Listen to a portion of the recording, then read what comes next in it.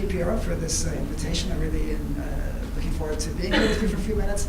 I am going to speak for about 10 minutes or so, and then you'll have about 8 minutes of music. So the title of my talk is, What Do We Want the Future to Sound Like? That's one of our taglines at the ClimateMusic Project. We are actually an action-oriented organization. We look to music to spark insights and motivation in our audiences to act on climate change. I don't have the time tonight to go into the action piece of it. I'm just going to focus on the music piece of it tonight. To get things off, I'm going to give you a 1-minute video that just gives you the quick overview of who we are and what we do, and then we'll dive into it.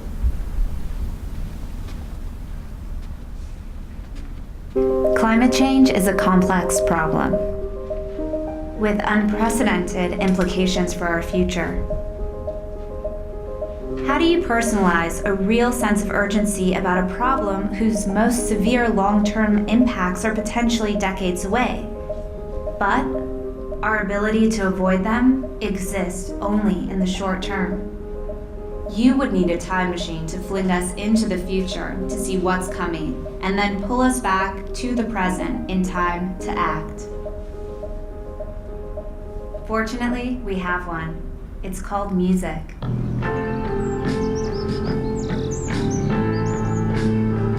The ClimateMusic Project collides powerful climate models with original music to create a sonic landscape that transports audiences from the climate's past and present to where it may be centuries in the future.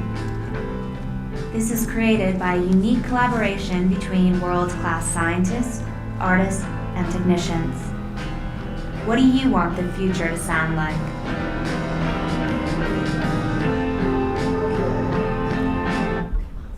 That was just a quick overview.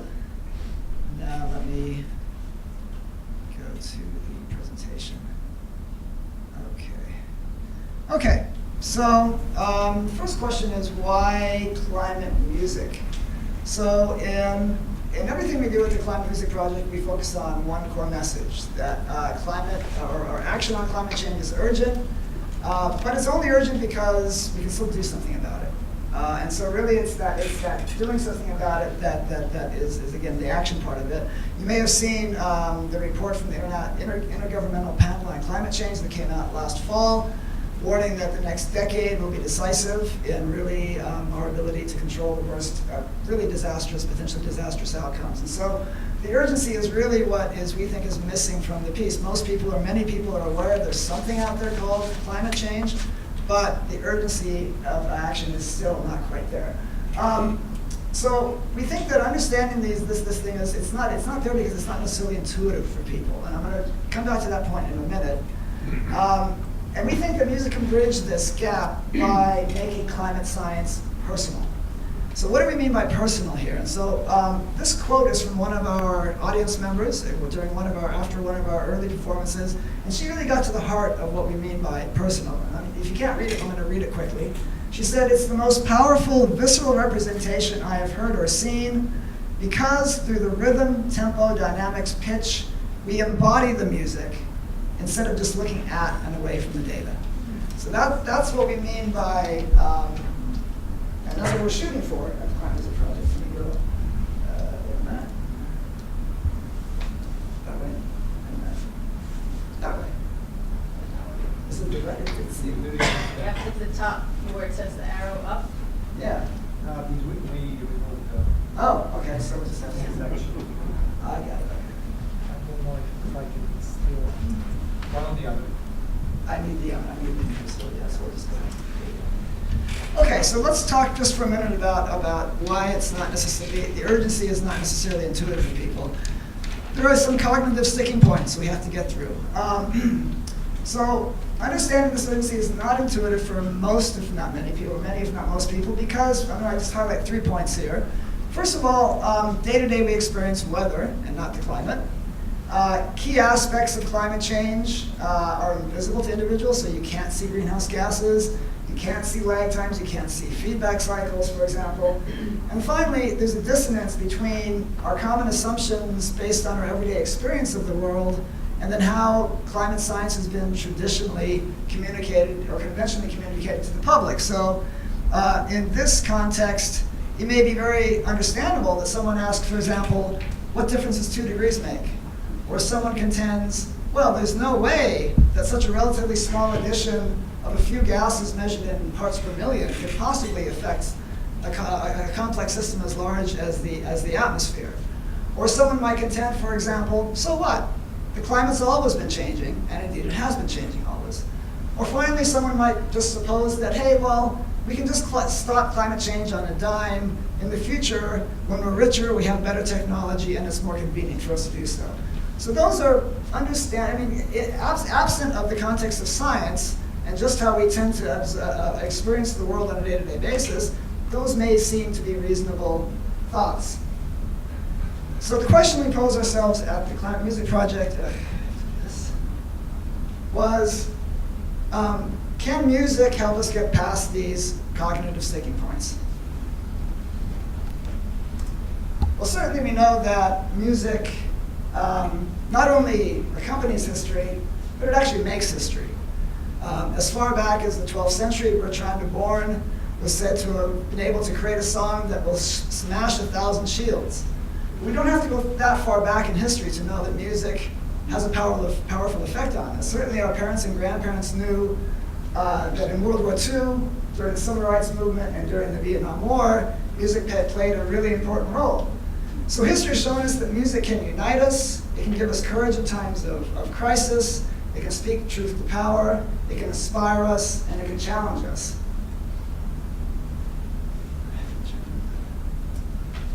So but what is it exactly about music that grabs us this way? And there are probably many things. But the one thing I want to highlight here is that it's an active experience, and even a physical experience, and not just a passive experience, like, for example, listening to a lecture might be. So these quotes are from audience members after our performances, and you can see that the words they use reflect that active experience.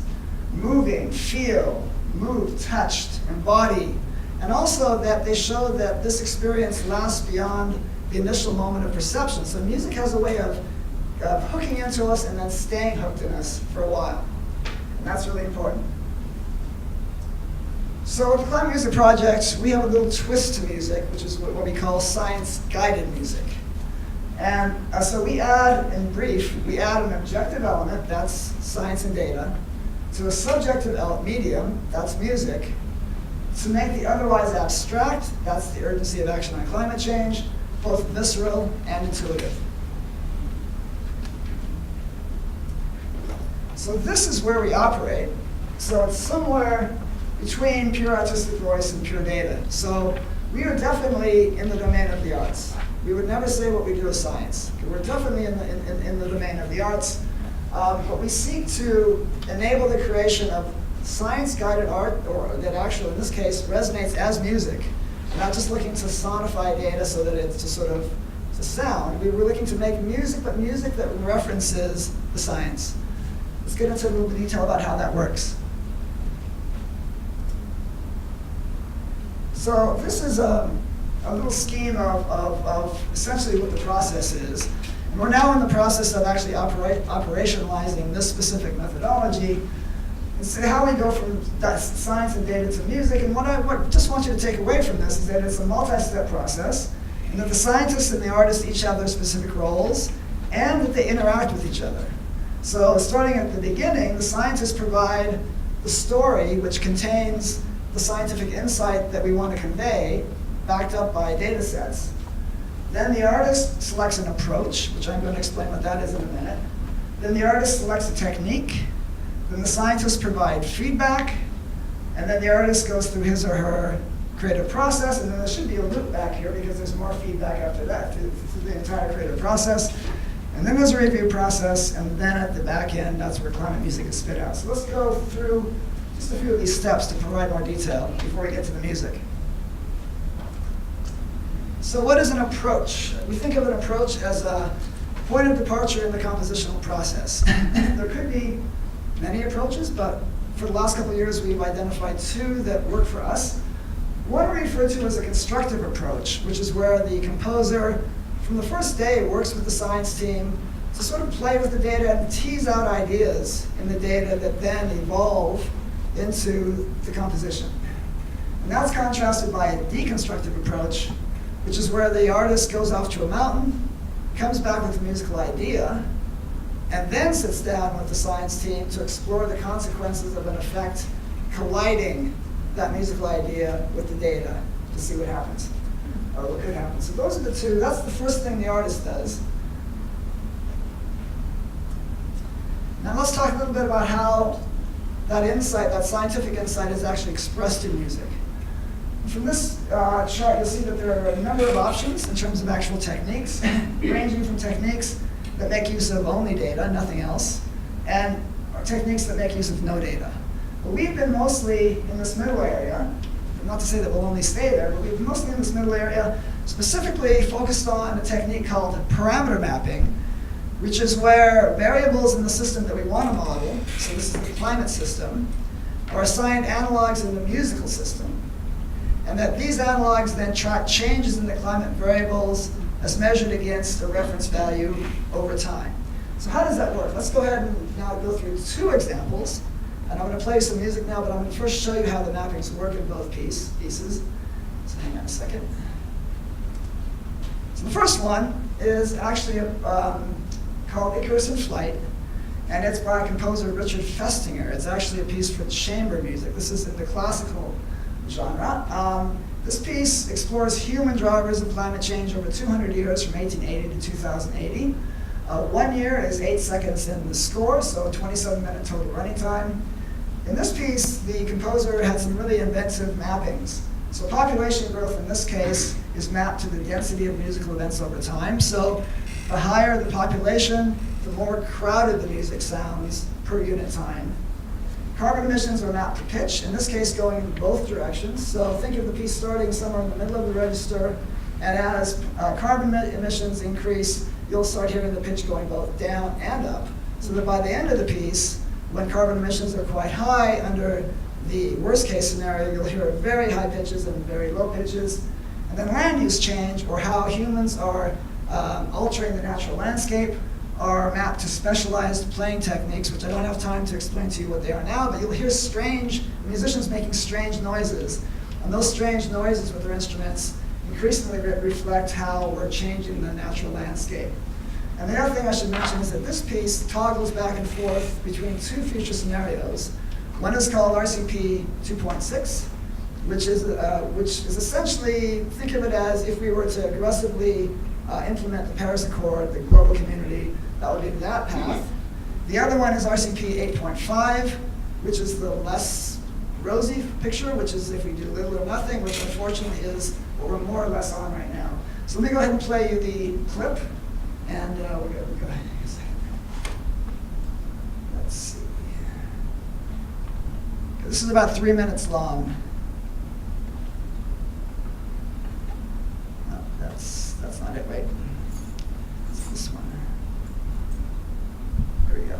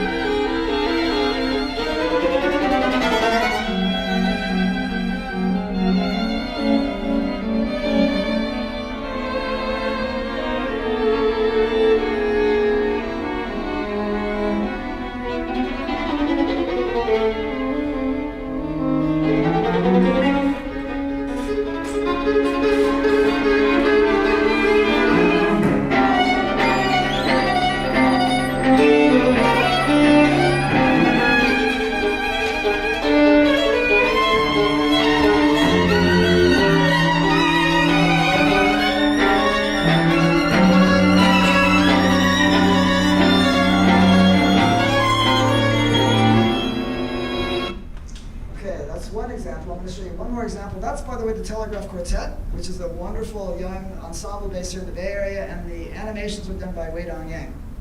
So let me just turn off this here. Small world. Small world. Okay, let me see, keynotes, here we go. Okay, and then the second piece I want to just introduce to you is one called Climate. And so if the first piece, what are the human drivers, this piece is the impact of those human drivers within the climate system itself. So this piece is called Climate by composer Eric Ian Walker in collaboration with the ClimateMusic Project. This one explores chemical and physical manifestations of climate change within the climate system from 1800 to 2250 AD in the future, so about 450 years. 25 years in it equals 1 minute in the score for 29-minute total runtime. In this piece, carbon dioxide is pretty simple, pretty straightforward mapping. Carbon dioxide is linked to tempo, so the higher the carbon dioxide, the quicker the music goes. Near Earth atmospheric temperature is linked to pitch, this time unidirectional, just up. And finally, Earth energy balance, which is the balance between the incoming solar radiation and the outgoing infrared radiation from the sun. It should be in balance if we're going to have a stable temperature on the planet. That's linked to distortion, so that if the more out of balance it is, the more distorted the music will sound. Also, this piece is a very different it's very different stylistically, but that's the point, is we were looking to create lots of different kinds of music. You'll see how different one this one is. And this is also about 3 minutes.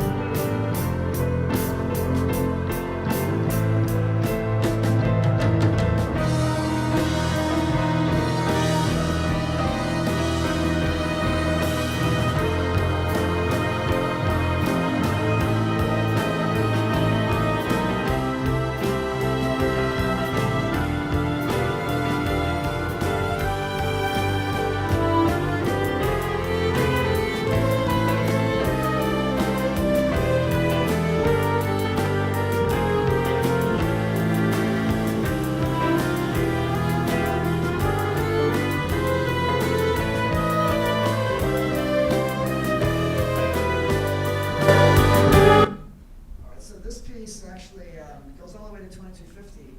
So you can imagine it's quite a ride if you stay on this curve, which is RCP 8.5.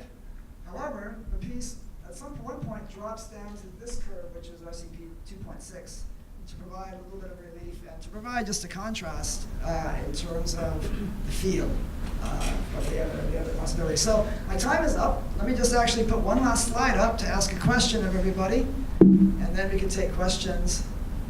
Here we go. And this is not a rhetorical question. Here we go. Simply, what do you want the future to sound like? And I'm happy to take any questions. Thank you for your time.